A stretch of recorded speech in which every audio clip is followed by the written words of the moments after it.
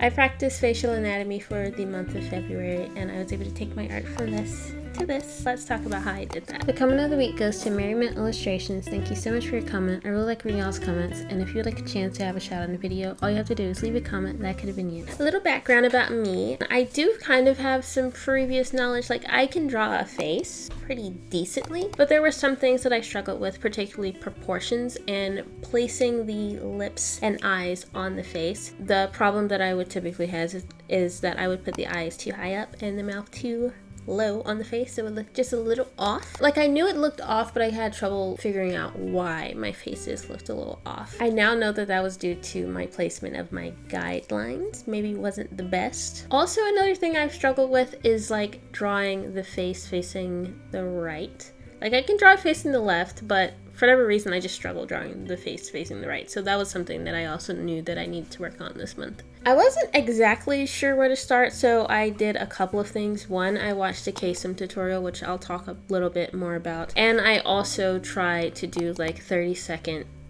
portraits. That quickly ended.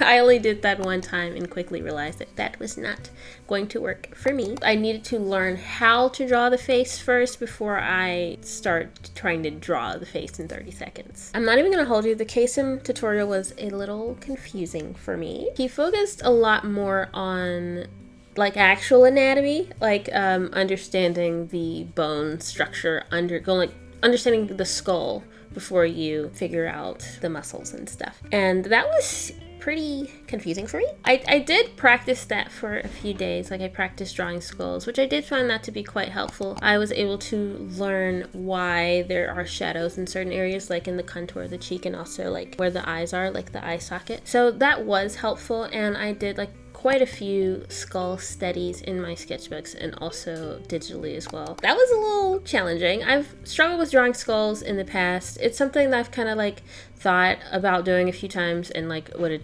attempted and like, and this is not going well. I feel like I can do a pretty decent skull now. Of course, there's some things that I can do better, but I'm better than I was when I started, so that's pretty cool.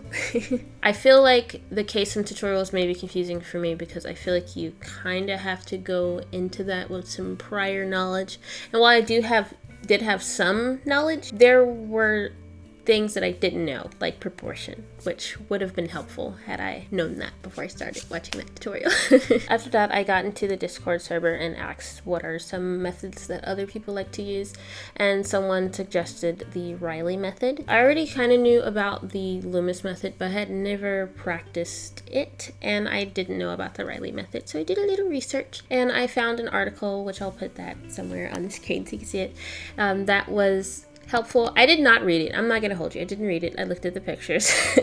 Well, I might have like skimmed, but I didn't really read it. Probably should have read it, let's be honest. I did find that to be a little helpful with proportions, but I was still struggling quite a bit, especially with the Loomis method, which was surprising because when I looked at the Reilly method, I thought that would be the one I struggled with, but I actually found that one to be a little more easier to understand the proportions versus the Loomis method, but that did change later on in the month. After that, someone in the Discord, Kenny, you know who you are, shared a playlist of Proko tutorials, which I didn't watch all of them. I watched like 3 or 4 and I stopped, and I'll tell you why in a sec. Those tutorials were super helpful. The Proko tutorials were about the Loomis method, and he explained it in such a way that I was able to actually understand it, which maybe if I had read the article I would have gained that understanding. I don't know why I didn't read it. I really don't know why I didn't read it. The video was super helpful. And I was finally able to understand the proportions of the face and like where to place the eyes. And I noticed what I would do often, which is why the eyes were too high up on the face, is that the line that you're drawing is the brow line.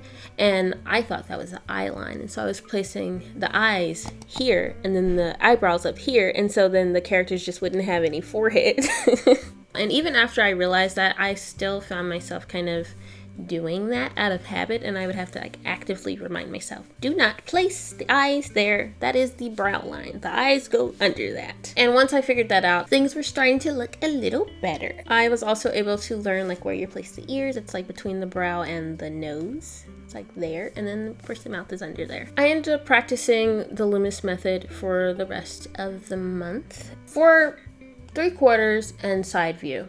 Not really front view. I find that I prefer the Reilly method for the front view, but sometimes I don't feel like drawing all those lines. So I do still I'll use the Loomis method for the front view, but the Reilly method is kind of nice for that. I noticed some of the issues that I was having, like my eyes and mouth being just too far apart on the face.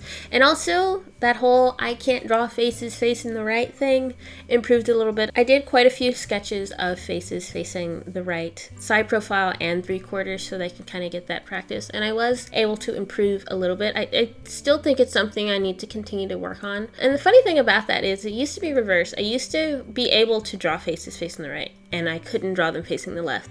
But then I realized that I couldn't do that. So then I started drawing faces facing the left, and then I stopped drawing faces facing the right. And then I forgot how to do that.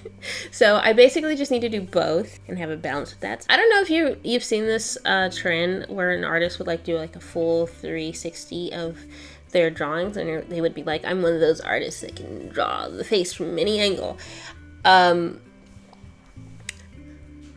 Good for you. But I can't do that. I have found that it's hard for me to remember to draw faces facing the right, even when I'm practicing, mostly because I'll go on autopilot while I'm drawing and I'll just kind of forget that I'm supposed to be working on that. So we're going to continue to work on that. I did notice that the Loomis method helped me to be able to get those proportions right when drawing faces facing the right, because it helped me to remember where things are supposed to go, because that was the issue that I was having. So the biggest question I think would be, did I learn anything? Did I improve at all? And I think I did. I don't think it was as dramatic a change as last month, but I can definitely tell that my proportions are better. I'm able to place the features on the face a lot better.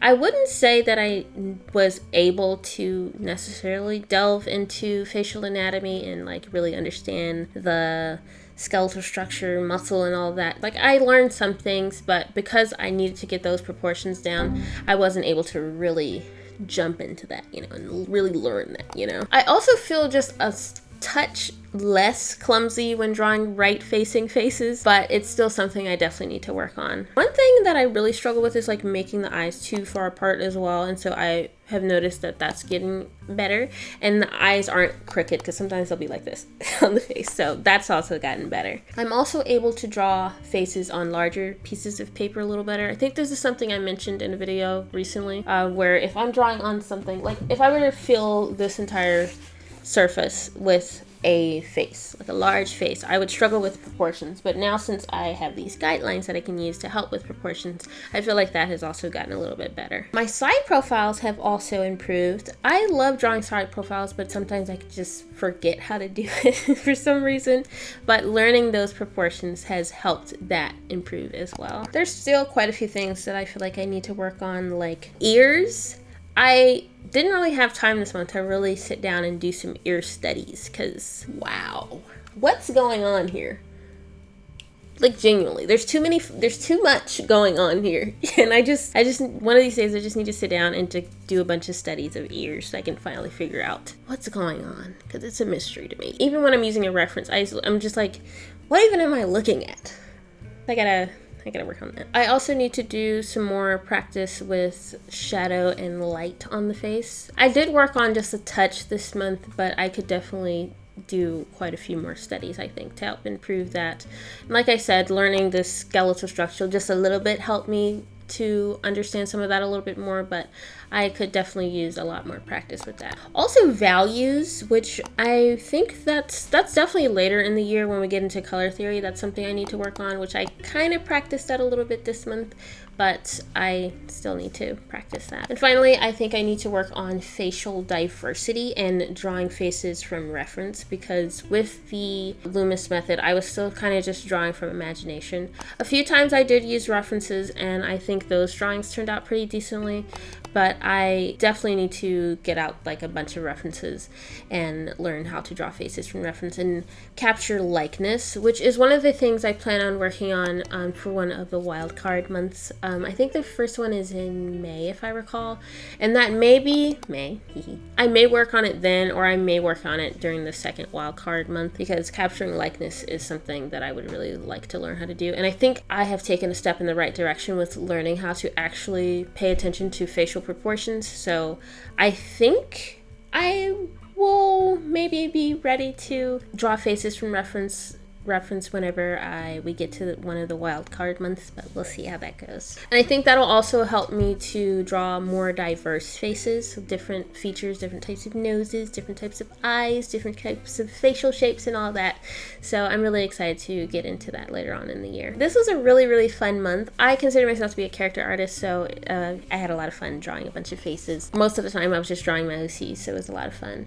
And it is really nice to be able to look at my artwork from the beginning of the month and the end and to see that I have improved a bit. So it's really nice and really fun. I've mentioned the Discord server a few times during this video. Here are some of the artworks that were posted in the Discord server this month. It was super fun, as always, to look at everyone's artwork and see their improvement. For the month of March, we'll be working on plants, which is something I definitely need to learn how to draw. Grass is the bane of my existence. I love grass. It's hard to draw. So I'm really excited to work on that and also learn how to draw some flowers and such. So if you would like to work on your plants or whatever, because this art challenge is pretty open, pretty free. You can choose something else if you would like and still be able to post it in the Discord server and such. So if this is something you're interested in, there's a link to the Discord server in the description. It's the very first link you see down there. Anyways, thanks so much for watching. I hope you enjoyed this video, and I hope you will consider joining this little art challenge and improving your artwork. But anyway, shout out to my patrons, Merriman Illustrations, Sister Donna 55, and Kelsey. Thank you so much for my patrons.